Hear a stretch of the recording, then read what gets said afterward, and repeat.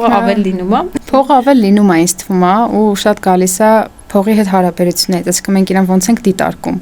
Հա ինքը կար այդ բրենդային պայուսակը առնի, բայց արդյոք մենք դա էինք ուզում մեր կյանքից, թե ուզում ենք ավելի մեզ ապահով զգանք, ավելի կարողանանք պատկերացնել, որ մենք ավելի շուտ թոշակի գնանք միգուցե 45-ում, որ լիքը ակտիվներ ունենանք, հետո այդ ակտիվները կարանք դարձնենք պարտատոմսեր, իրանք մեզ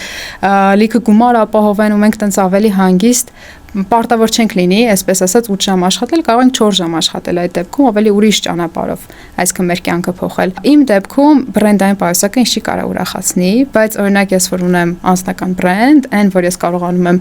վերցնել այն առաջարկները, որոնք ինձ դուր են գալիս, օրինակ ասել ոչ նրանց, ովքեր այս պահին իմ արժեքը չեն կիսում, այդ է ինձ ուրախացնում, որովհետև երբ դու վստահ ես ինքդ քո մեջ, գիտես ինչ ֆինանսական հիմքերի վրա ես կանգնած, ավելի ուրիշ ես մտածում քո բրենդի տեսանկյունից, ավելի լիդեր ես դառնում, թե